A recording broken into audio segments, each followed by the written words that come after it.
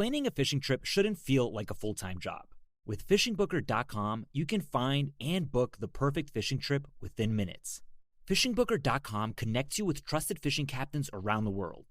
Booking is fast, easy, and secure, with access to verified customer reviews, loyalty rewards, and around-the-clock customer support. Everything you need to book with confidence is in one place. So head to fishingbooker.com and start planning your next fishing adventure today. K-pop Demon Hunters Haja Boys breakfast meal and Huntrix meal have just dropped at McDonald's. They're calling this a battle for the fans. What do you say to that, Rumi? It's not a battle. So glad the Saja Boys could take breakfast and give our meal the rest of the day. It is an honor to share. No, it's our honor. It is our larger honor. No, really. Stop. You can really feel the respect in this battle. Pick a meal to pick a side. Ba-da-ba-ba-ba. At participating McDonald's while supplies last. Howdy, folks, and welcome to the Hunting Stories Podcast. I'm your host, Michael, and we got another great episode for you today. Today, we're connecting with Ric Fedyna. Ric is an artist out of Canada, and man, he has some wonderful stories, some heartfelt stories. I really enjoyed connecting with Ric and hearing about his hunting career. So, Ric, first off, thank you very much for coming on the podcast. Of course, as always, I could not have done it without you. Thank you for sharing your stories with my listeners. And for you listeners, I hope you guys enjoyed this as much as I did, because Ric was really wonderful. Obviously, these stories mean a lot to him. So I'm not going to steal any of his thunder. Let's go ahead and kick this thing off. Thank you again for tuning in. Now let's let Ric tell you some of his stories. All right, Ric, welcome to the Hunting Stories Podcast, sir. How are you? I am excellent. Thank you, Michael. Yeah, I'm super excited to have you here. Having me on this podcast. Yeah, man. We found each other on Instagram. I guess I found your artwork, and I was like, this stuff is beautiful. And then all of a sudden we started chatting, and here we are. And I'm super excited to hear some of your stories today, Ric. Well, I always like it when I know that a person that is into hunting follows my art, because my art has always been inspired from my time in the wild. Yeah. And so it's great to connect with you. And since doing that, I've kind of checked you out as well. And I love your format. I mean, you really have kind of a nice campfire story, approach to your podcast. It's not too, technical. It's more about, the adventure and the whole essence of hunting. And that's what I've always strive for when, in my lifetime of hunting, it's always been about the adventure. Yeah. And I love that. I love that that's what you picked up about my podcast, because that was the goal. Stay away from technical stuff. Just have fun, hear stories, and hopefully walk away from it being friends and inviting each other to hunting camp. That was kind of the goal. It's like, how can I get invited to everyone in the country's hunting camp? and this was my solution. And you're sort of a student of hunting, aren't you? Well, I mean, depends on what you mean, but I'd like to hope that we all are, right? But I'm newer to hunting, so I have had to put a lot of effort into learning. Like, I didn't have anyone teaching me as I was growing up. It's never natural. I'm pretty bad at it, but I do love it. I find it interesting because I do have several friends who, never had a father that was a hunter, but just for whatever reason had their own passion to get into it, and started learning later in life. And, I've actually enjoyed mentoring a few of these guys. So including my wife and my daughter and my nephew, I've kind of like gotten to the point now where I'm enjoying being the guide as much as actually being the hunter. That's interesting. I've had a lot of really prolific hunters on the show. And a lot of them, when I'm like, tell me your favorite stories, they're not stories of them hunting. They're not the stories of them going out and shooting some giant beast. It's usually them taking out someone really close to them that are their favorite hunting stories. So there's something to that. But before we go too far into the philosophy of hunting and all that, Ric, let's do this. Let's take a quick pause. And if you don't mind, sir, introduce yourself so the folks know who they're hearing some stories from today. Maybe a little bit about you as a person, as a hunter, and then, of course, how your artwork overlays onto all that, because you are a really amazing artist. Oh, thank you. Yeah, my name is Ric Fedyna. I am a wildlife artist, and I would describe my art as contemporary wildlife. I used to paint really tight, like, you could. I would never compare myself to Robert Bateman, but tight like that. Yeah. And over the years, I've just really loosened up my style, and I'm really enjoying the direction that my art is going now, and it's got a more modern look to it, but it's still inspired by my time in the wild and all the experiences I have. And I love painting the majestic animals that just fascinate me, like especially moose and bear and deer and the big game animals. But I do paint the array of North American animals, and I have painted a few African animals too, because I've spent time in Africa hunting as well. And I grew up in Alberta, Canada, northern Alberta, and my dad really got me into hunting. He was a diehard moose hunter his whole life. Okay. And I really didn't get to hunt much as a kid. He was really busy making a living, and I was busy being a kid. But as I got into my teenage years and into my young adult years, we really started to connect even more, and he started taking me hunting. Yeah, that's cool. When did you start with art? Has it always been your occupation, or is it your occupation? It's just a passion. Yeah, like you tell me. I've been an artist my entire life since I was a kid. It's just something. It was just a talent that I had, and when I graduated from high school, I thought I needed to go get a degree and get a good job, so I went into engineering, and I quit that after 3 months, realizing that ain't gonna happen for me. I would kill myself, I think. So I went to art college in Calgary, Alberta, for 4 years and got my degree in visual communications. And I made a really good living as a commercial artist. So, I got into marketing and advertising, being an artist in that profession. And the last, I'd say 5 years now, I've retired from that business. I've really gotten into becoming a wildlife artist and doing fine art. And now I live in British Columbia on a little cabin on a lake, and I have my art in several galleries in all these mountain towns, and I promote myself online as well.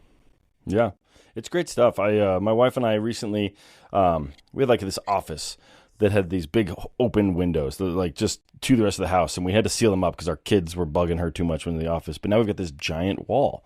And I started noticing at the same time, I'm like, okay, I need a piece of art to fill this. And I was gravitated towards your Instagram page. And now I'm in the process of convincing my wife that we need more animals around the house, because we have, Euro mounts over here, shoulder mounts over there. And she's like, oh, we'll see. So, but I do love your work. But what we're here to talk about, Rick, is your hunting stories.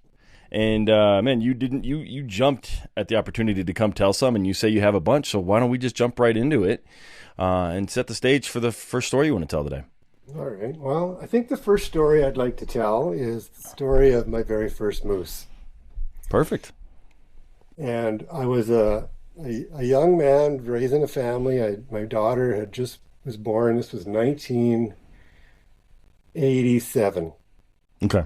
And this was the first year that my dad put together a week-long moose hunting camp in northern Alberta, south of Grand Prairie, okay, in the Boreal Forest, and with a bunch of his buddies. And he invited me to come to the camp as well, his son, and we'd never done this kind of thing before. We had gone out on day hunts prior to that. Okay. And I'd never been successful as a moose hunter. So yeah, there was half a dozen of us in camp, and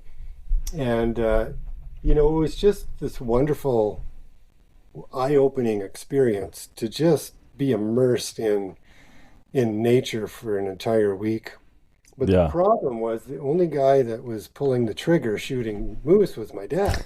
All the rest of us guys were just running lines and, pushing bush and trying to figure out how to get a moose. And finally, on the day before the last day of camp, my dad says, okay, you guys, sit down around the campfire. I'm going to teach you guys how to call a moose. And we made some birch bark moose calls around the campfire. And we started to learn how to pretend we were a cow moose. We were there in early October, so the moose were in the rut, apparently. And so that evening, my dad and his buddy, they had an Argo, and they dropped me off on a cut line. Now, I think in the States, do you call them cut lines, the strips of bush? Yeah, I'm making an assumption as to what you're talking about, so I don't think we call them cut lines. But it's like a seismic line that's been cut out of the woods, and then what happens after they're done with that, hunters use them to ride their ATVs and get deeper in the bush. Okay. So I'm in the middle of the boreal forest on this cut line on a hill, and they drop me off and they say, listen, we'll pick you up at dark. And first time ever, I've been all by myself in the woods. Okay. The whole week prior, I was always had a hunting buddy with me or my dad or whatever, right? And so I start making these calls every 20 minutes, pretending I'm a cow moose. And it's like the first hour, nothing. Second hour, nothing. And now it's like a half an hour before dark. And all of a sudden, I get an answer. Okay. And this bull moose, oh. And I go, holy shit. This is happening, right? And you know what? I don't know. I'm pretty sure your audience can relate to this, but there is this thing called buck fever or whatever it is, that adrenaline kicks in. Yep. And I am just involuntarily shaking. It's getting dark. This moose, I can hear him crashing in the bush. And he's coming out to the cut line. And he comes out, and it's a good 150 yards from me. And I raise my rifle, and I'm trying to get a bead on this thing, and I'm just shaky and all over it. And I just didn't have a shot, And so the moose just wandered off the cut line and out of my life, right? And I went, oh my God, I missed that opportunity.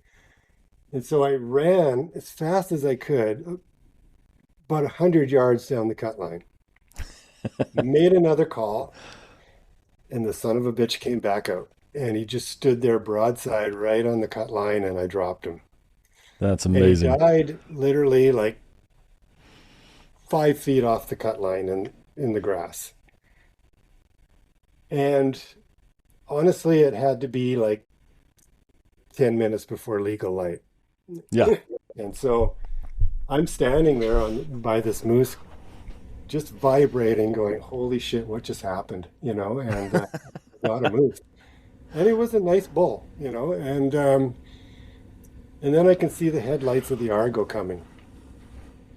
And my dad and his buddy, they pull up to me, I'm standing there on the side of the cut line. And my dad looks at me and he goes, well, get in. And I go, well, what about this guy? Yeah. And he looks at the moose in the grass and he goes, well, he just jumped out of that Argo and gave me the biggest bear hug I've ever had in my life. Oh my gosh. And I'll never forget that day. He couldn't have been more proud, and I was hooked after that.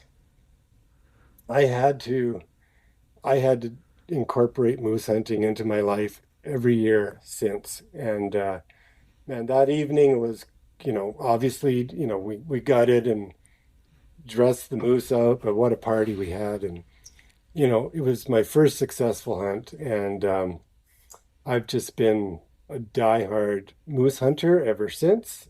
And honestly, always successful. Like, I've never been skunked every time I've been on. Wow, good for you. I just know that if the moose are in the rut, I can call one in. That's how I hunt them. every once in a while I'll run across one on a line or, get bullshit lucky, but that method has really worked well for me. And, I've really evolved as a hunter since 1984, and I've since then become a bow hunter and got into hunting into whitetails and mule deer and antelope and other species. But that particular story got me hooked as a hunter. I love it. That adrenaline, everything about it. It couldn't have unfolded any better for me that night. Yeah, I love it. Thank you for sharing that.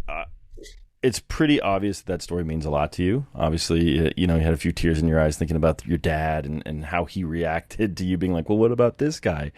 And I love that. That's what I love about doing this. I've had a handful of guys have similar, not the stories aren't similar, but similar emotions to their stories. And that's what I think is so great about all of these stories, especially with someone that's so important to you. So it's a really great story.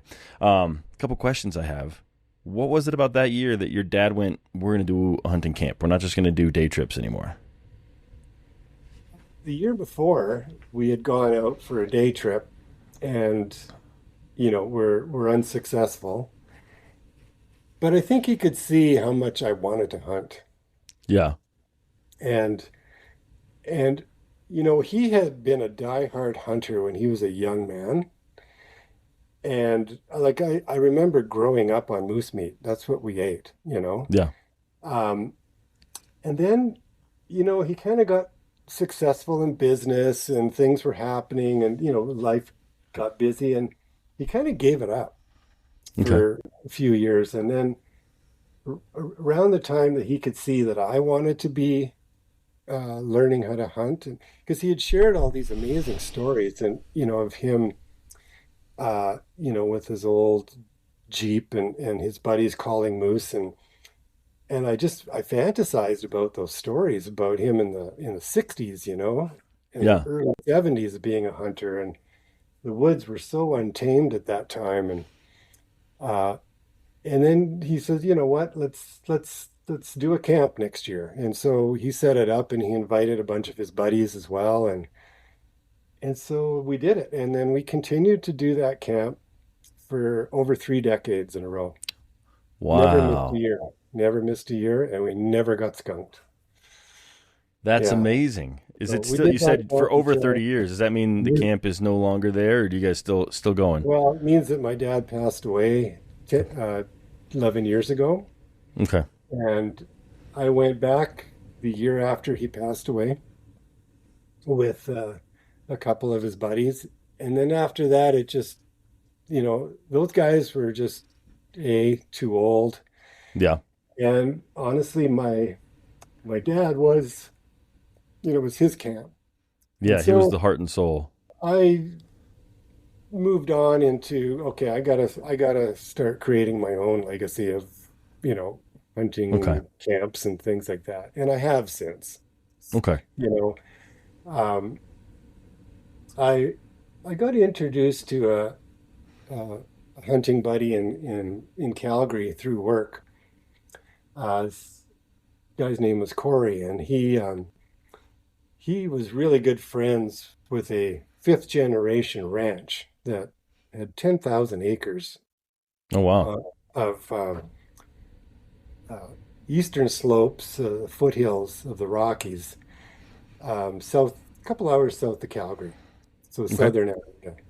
And he invited me out there to do an elk hunt, and this is my first bow hunt for elk. And Corey and I started, we had permission for the 10,000 acres that that family owned, but we also had permission with all the other ranchers, around it, right? So we went hunting and we got lost. So we called in a 5-point elk and took a shot at it. And unfortunately, we wounded this thing. Okay. And we were now tracking it, right? and we tracked it for hours. Like it just, I really found out there's a big difference between moose and elk. When a moose gets, when a moose gets shot, it feels sorry for itself and it lays down and it dies. When an elk gets shot, it is the toughest animal on the planet. It will go forever. Yeah. Anyway, we tracked until dark, and we did not retrieve that animal that night. But then we got lost. We're in the foothills, and I ran out of water, and we finally found ourselves back to our cabin like 1 a.m. And that was after an all-day, most exhausting day I've ever had in my life. My goodness. But the main part of that story is this family has this 100-year-old cabin that's on their land that they allow hunters to use during hunting season, with their permission, obviously. And so I have been hunting that land, for the last 20 years as well. Yeah.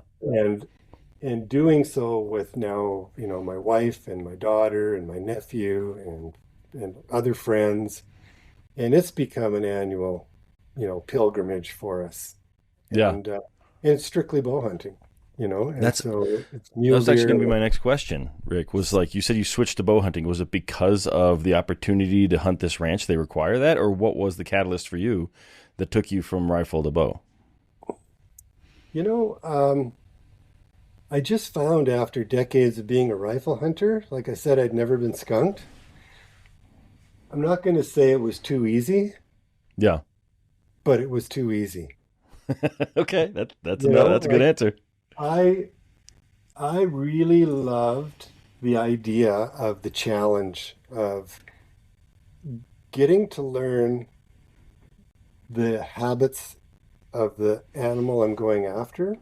Mm-hmm. What I loved about calling moose was that I could have shot at least 20 of the moose over the years that I called in with a bow.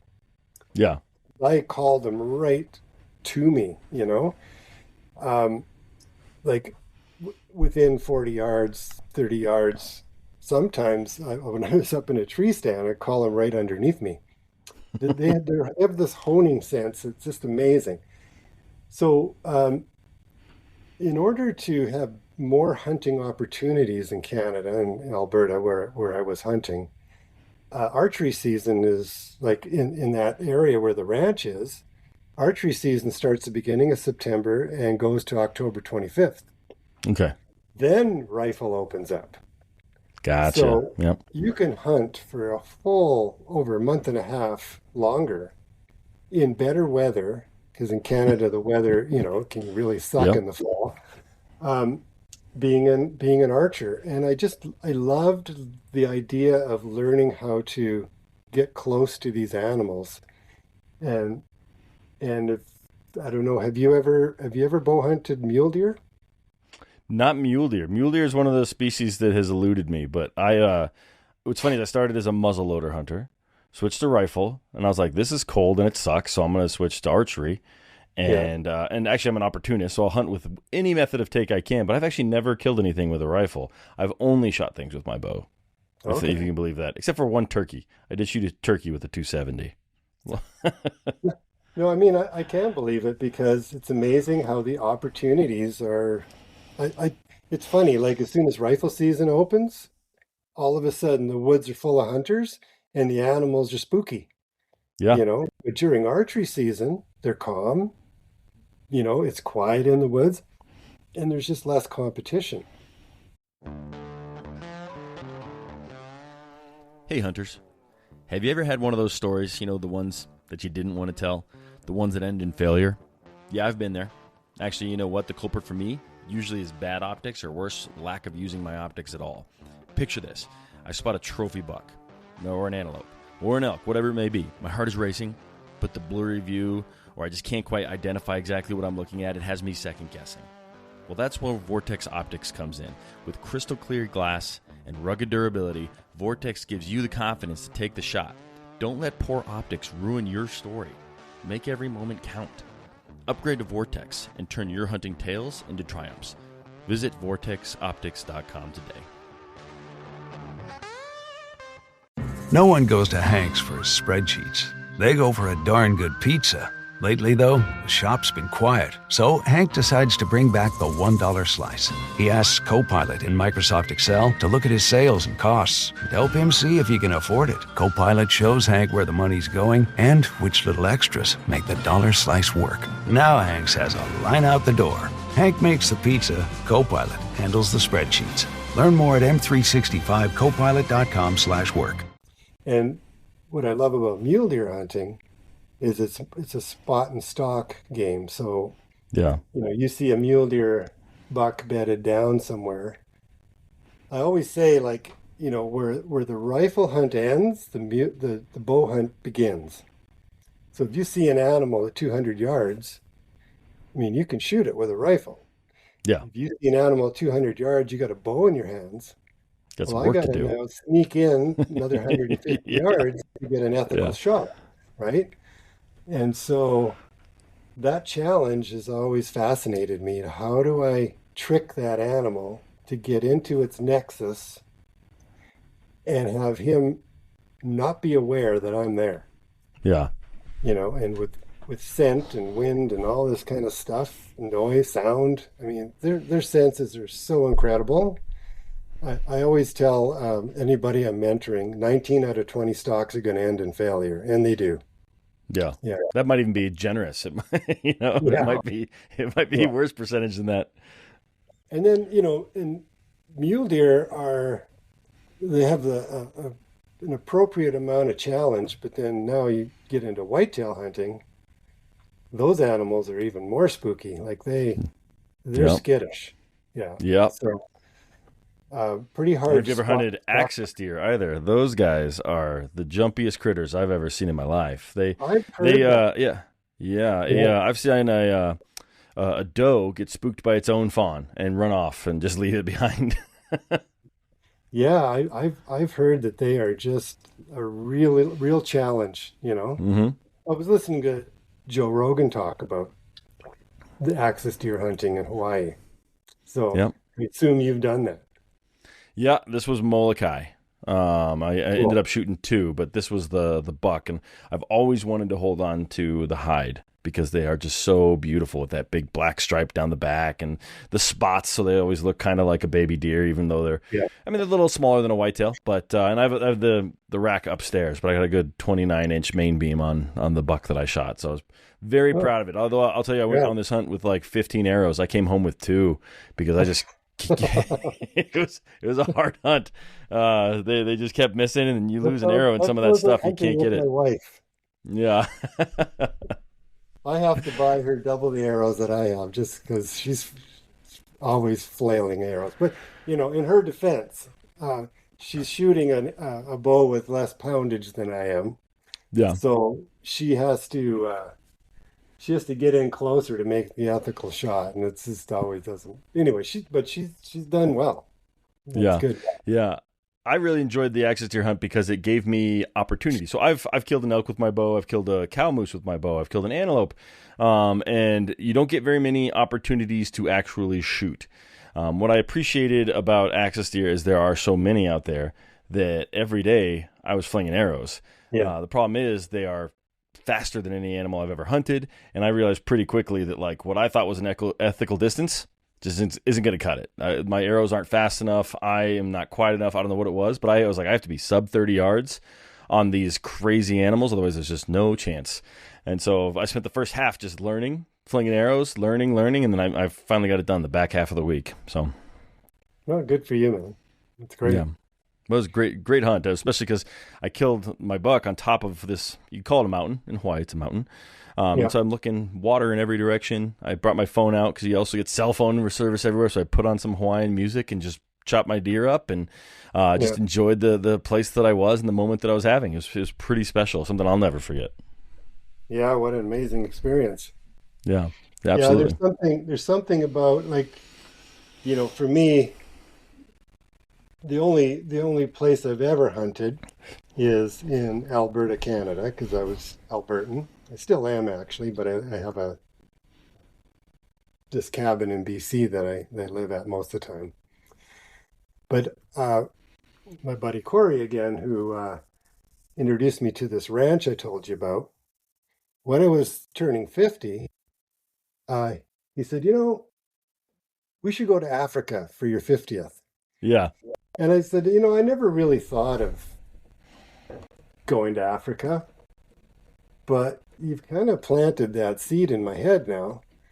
I went to my wife and I said, so what do you think? Like me going to Africa with Corey for my 50th birthday. And she goes, yeah, sounds great. Go for it. Yeah. Well, I got the green light, and we ended up going. And you can see I've got a couple of African trophies on my wall. But it was one of the most amazing experiences to be in a different land with all these different animals. And I got one story from Africa I'd like to share with you. Please. And that is my kudu hunt. Okay.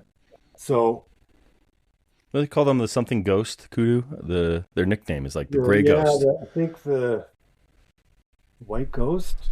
No, but you're right. It's yeah. There is I think it's the gray ghost because they kind of are grayish. Yeah. Yeah, they are a cagey elusive animal, Yeah. And this particular hunt, I've got my buddy Corey, our guide, a tracker, a skinner, and a landowner.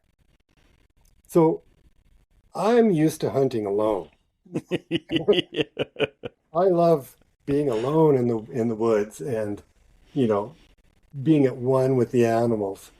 Even when I'm hunting with a buddy, I'll go this way, you go that way, we'll see you later, kind of thing. But no, in Africa, You're hunting as a group. So that was hard to kind of get your head around.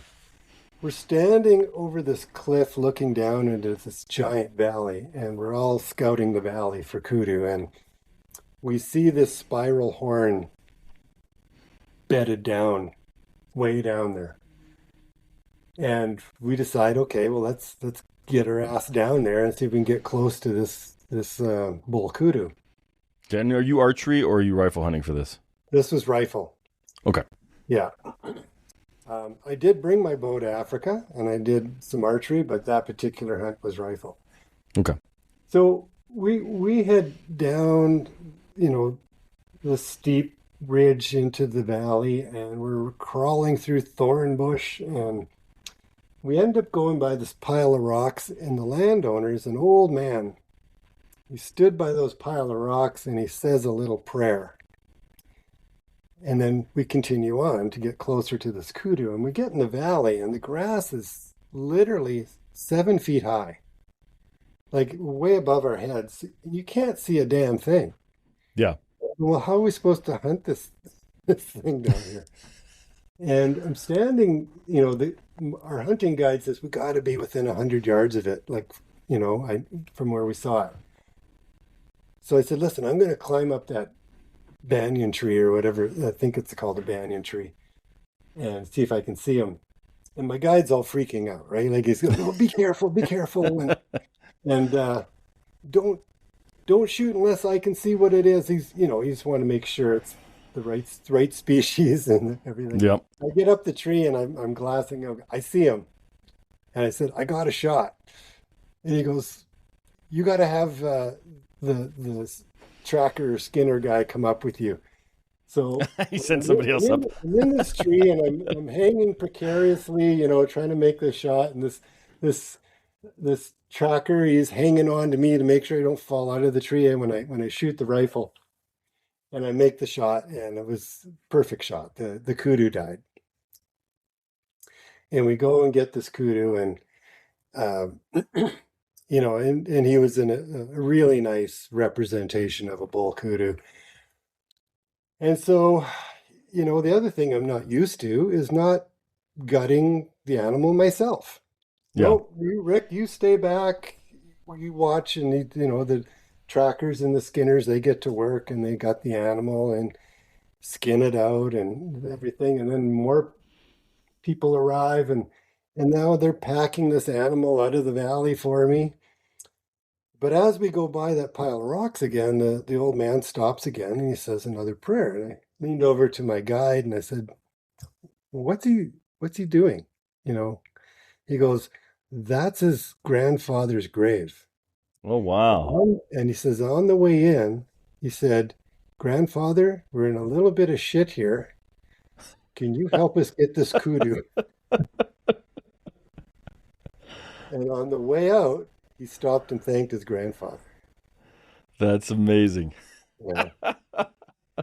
And it was a full moon that night, and the landscape in Africa, this was South Africa, the mountains have a flat top to them. Yeah, it was just a magical night I'll never forget. Yeah, that's pretty great. I love that there's the whole story of you climbing and them being like, oh, calm down, get a little, like just the actual process of the harvest, but also that little like anecdote at the end of the owner. Grandpa, we're in a little bit of shit here. I love that. Oh, that was a great story, Rick. Do you have more that you want to, that you like had slated to tell us today? Otherwise, I might have a request if you can recall the story. That request being that you said that like you fell in love with your father's stories of hunting in the 60s and 70s when you were talking about your dad. Do you recall any of those stories well enough that you'd be willing to recite one of them for us today? Yeah, the one in particular, he used to have a buddy that he hunted with. And he said, they went out one cold October evening, in early October is when the rut is on in northern Alberta. And they were camped on this lake, and it was getting near dark, and they're calling. And he was getting mentored by his buddy, who was a really excellent hunter, apparently. And he said this was his first moose that he had ever called. And he said they made the call, and the bull answered from way across the lake. And my dad goes, well, let's go get him, kind of thing. And his buddy says, no. He says, we'll just sit right here. He's going to come right to us. And he said, that moose grunted. And have you ever heard a bull moose grunt? I have, yeah. When I shot my cow moose, it was so dark and there was a storm rolling in and we didn't find any blood, but we had a pretty good idea where she bedded down. We're like, let's give her the night. Came back the next morning, and as we're rolling into that same field, there was a bull moose just ripping trees out with his antlers and just wah, wah. It was awesome. Yeah, and if you can imagine on a cold October night on a lake, that sound just echoes, right? It's just across the lake, and it's coming closer and closer and closer to them. And then it finally got so close, he said he took the shot, and that moose just sort of dropped. And it was, the perfect double lung shot. But he said that moose looked like a steam engine to him. He said it because of the cold air, October air. Yeah. Every breath that moose took, the steam would come out of each side of the chest cavity as he was expiring, right? Yeah. And he said it was just a giant bull moose. I said, well, where are the antlers? He goes, oh, in those days we didn't even keep the antlers. I go, oh my God, are you kidding me? Yeah. That's crazy. That's an amazing visual, just thinking about all that steam coming out of the lungs as it's expiring. Yeah, that's a pretty cool way to think about it. Yeah. That's a great story. I remembered that story. And,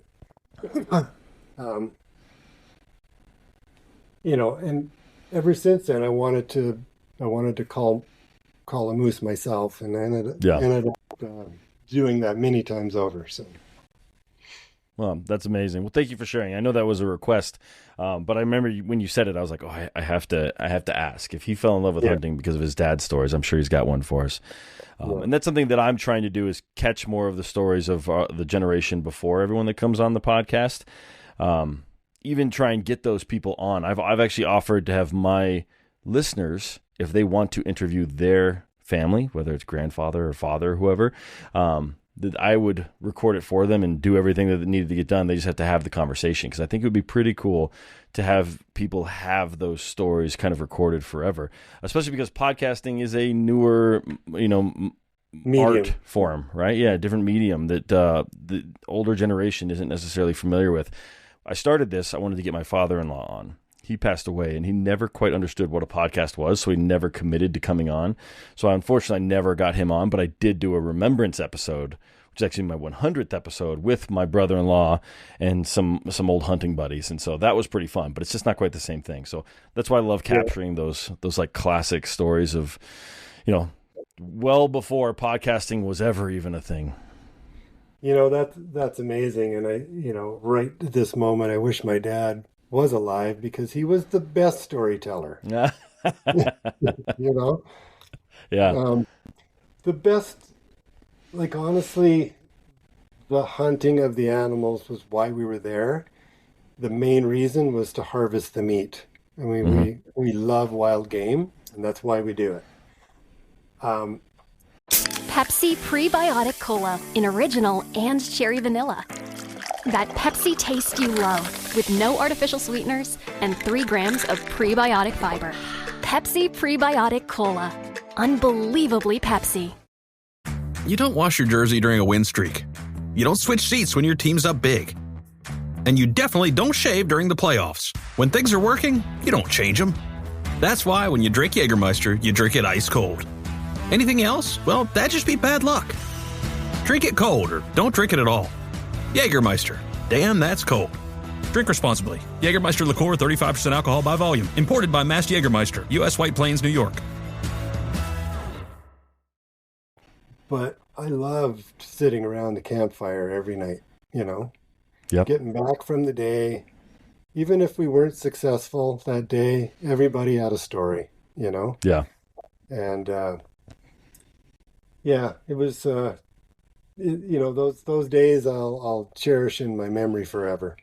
I love it. And I think that's what the entire concept of my podcast is, trying to capture whatever magic those little days have and those stories have in some kind of form to share with other people, because I love it too. That's what I loved most about my first hunting camps was coming back to camp.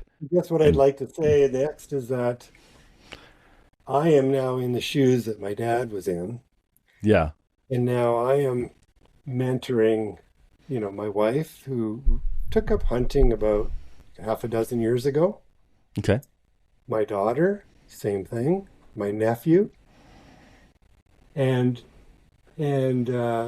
they all have the heart of a hunter. They love it so much, Yeah.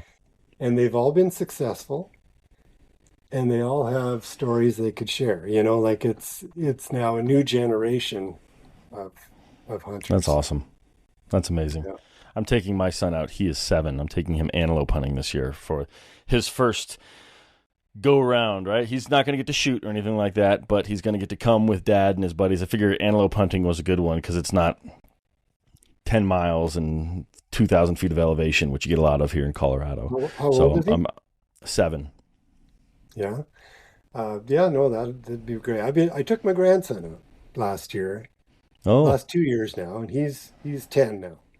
Okay. And I'm pretty excited to see what my son thinks of it. Yeah, do it, man. He loves just hanging with us and being a part of it. And he's been in on some kills, and he's hooked. He got a bow. He can't wait to be old enough to be legal, so. Yep. That sounds familiar. All right, Rick, well, what other stories do you have for us, or do you want to wrap it up there? You tell me, sir. I'll listen all day. Well, I do have, unfortunately my dad passed away, like I mentioned, but my wife's uncle is still alive. Mm-hmm. And he's 86 years old. And he has a trap line up in northern Alberta. What? And he's had that for most of his life. And so he built this amazing cabin up there that is only accessible by ATV or snowmobile, depending on the time of year. Okay. And we've been hunting with him now the last several years. And the way you get there is you drive to northern Alberta to this town called Worsley. And from there, it's on the edge of the Boreal Forest. And then you drive in 5 hours by ATV to get to this cabin. Oh, and, that is remote. We've been doing that for the first week of October the last several years. And last year, my wife had a tag for a moose, and we called her. We had this great day. So we're with her uncle, who's, like I said, he's 86 years old, has a side-by-side ATV. Yeah. And he just monsters through that 5-hour trip up there on the ATVs. Problem. In fact, that's amazing. He's leading the way, and he's, because we haven't been up there in a while, he's jumping out with his chainsaw, cutting trees that are falling on the line, shoving them out of the way. I'm going, holy shit, when I'm 86, I hope, if I get to be 86, yeah, I hope I can be like as vital as this guy. And so, but he also brings a couple of his buddies who are a little younger, and then myself and my wife and the 80-year-olds. Yeah. So oh man! Last year, my wife took a monster moose out of that area, a monster moose. So, and it was another one we called it in. She's a fairly new hunter, and the first 3 shots were complete misses. But in her defense, buck fever kicked in. It's a thing, yeah. The moose was pretty far away down the line, and we were she had nothing to lean on, right? And so it got away on us. And just like my very first moose hunt, I said, don't worry, we'll call him back. And sure enough, 10 minutes later, back he came, and this time he walked out like 100 yards, and she dropped him. That's amazing. And it was a majestic moose. It was a really, really proud moment. Do you still have those? Did you keep those antlers, or in honor of your father, to leave them out there? Yeah. Well, they're that's hanging cool. Probably over our front entrance of our cabin. Okay, that's very cool. I don't really even know how you score a moose. But like, what does he score? Did you ever score it? I've never scored a moose, but I will tell you the measure, the outside width is about 50 inches. Woo, that's huge. Yeah, that's massive. It's good. It's a good size for Alberta. Up in Alaska, they can grow to 70 plus. What species do you guys have up there?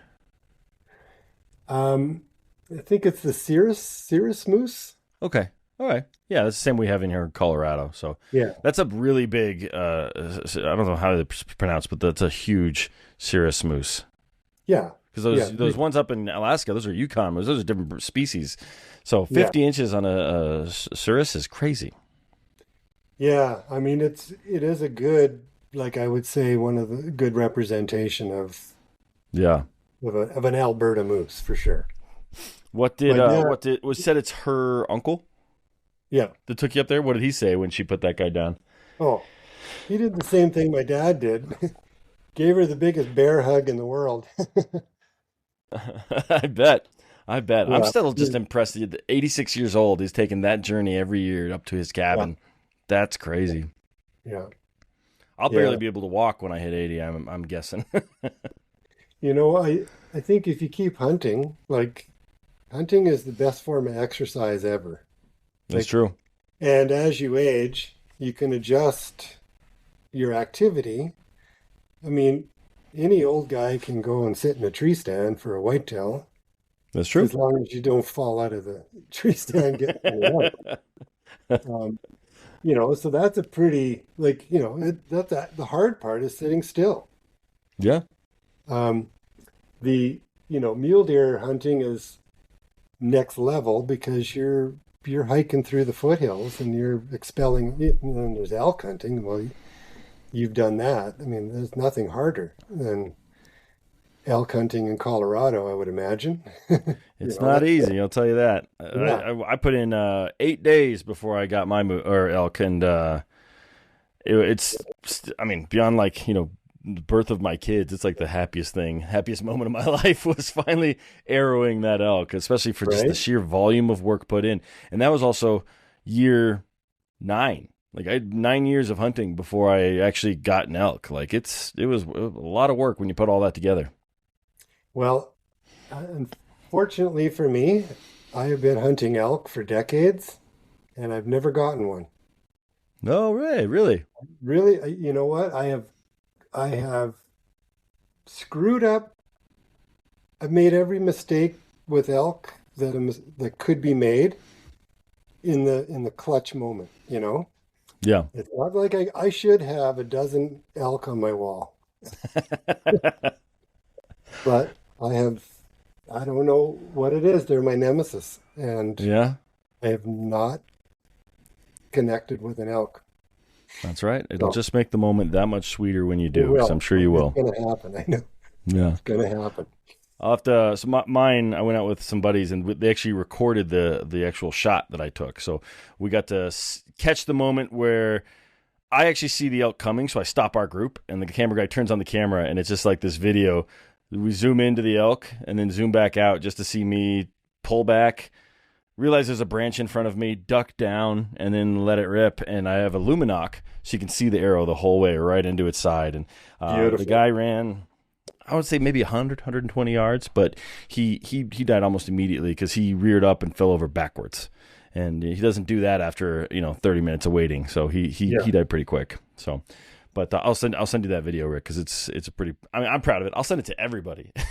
Yes, I will let everyone I can watch that video. I want to see that. That sounds cool. Yeah.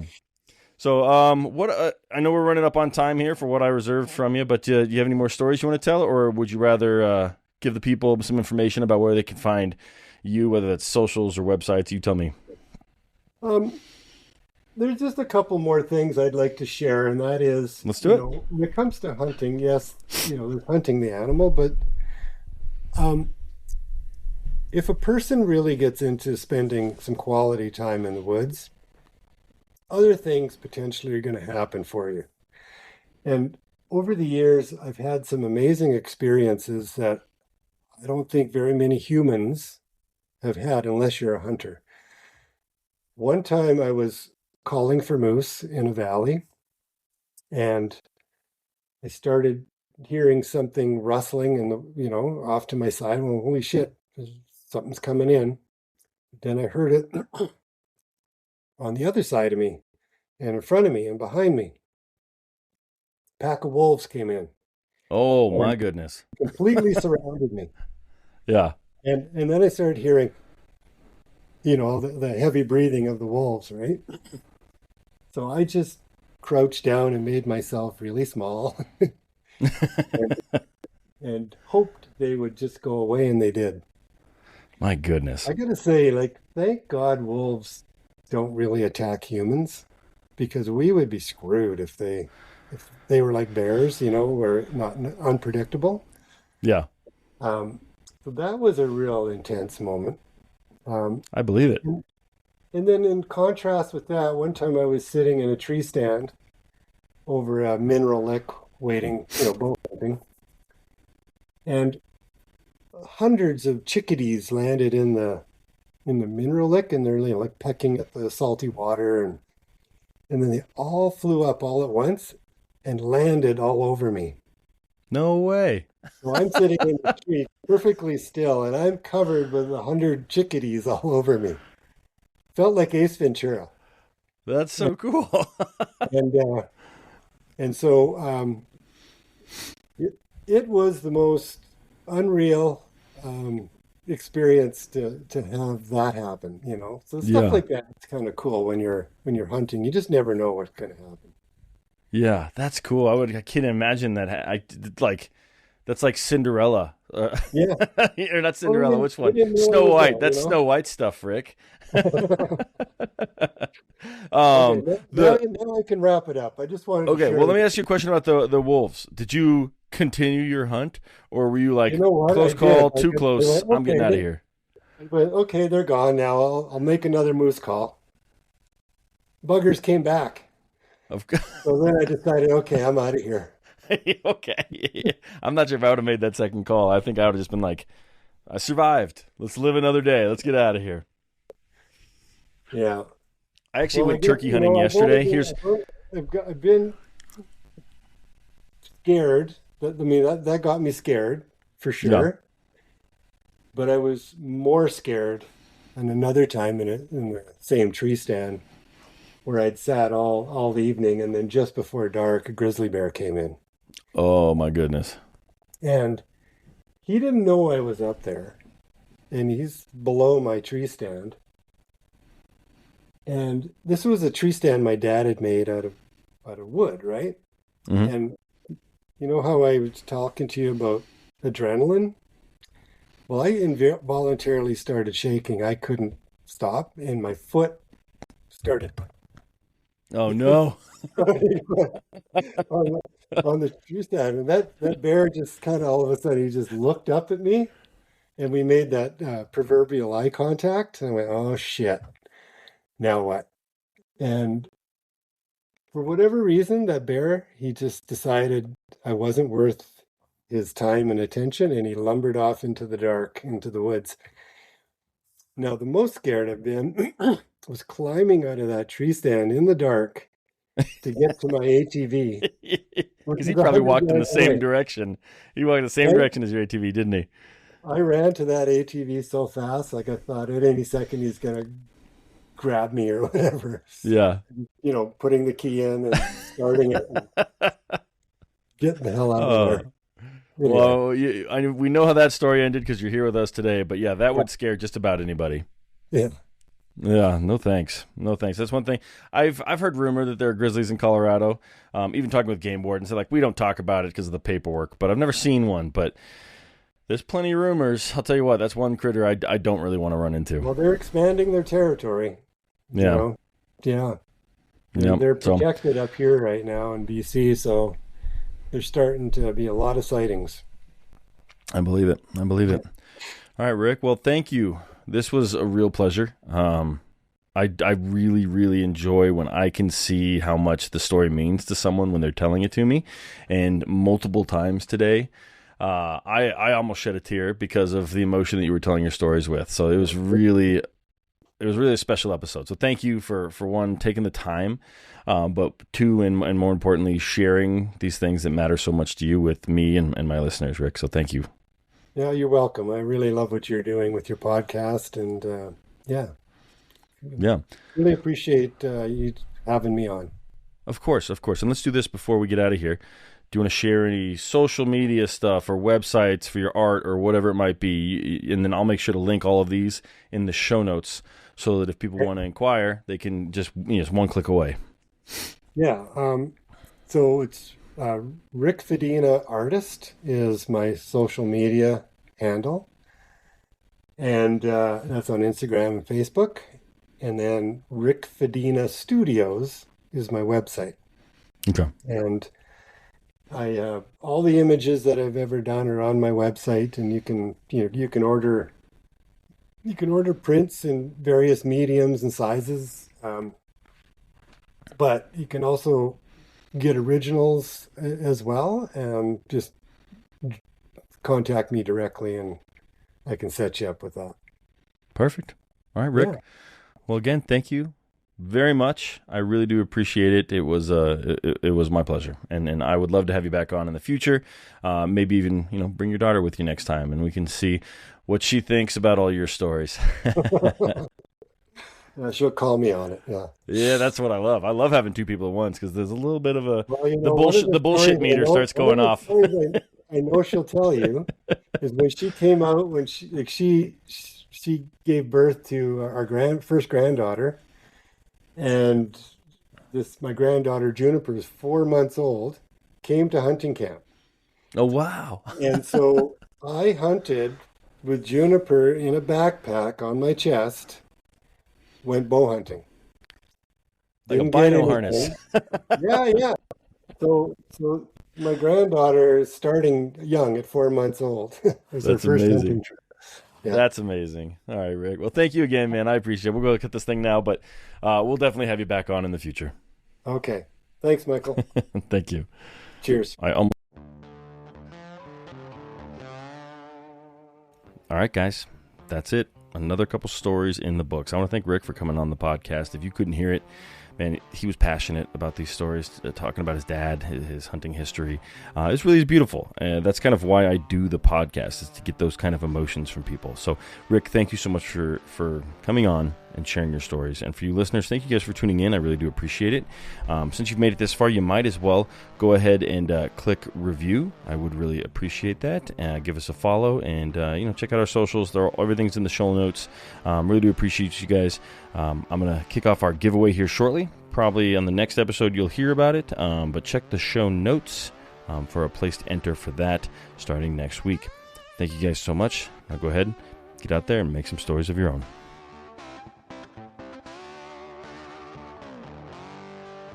Stitch Fix. Shopping is hard. Let's talk about it. I don't have time to shop, so I buy all my clothes where I buy my seafood. I just want someone to tell me what shirt goes with what pants. I just want jeans that fit. Stitch Fix makes shopping easy. Just show your size, style, and budget, and your stylist sends personalized looks right to your door. No subscription required, plus free shipping and returns. Man, that was easy. I look good.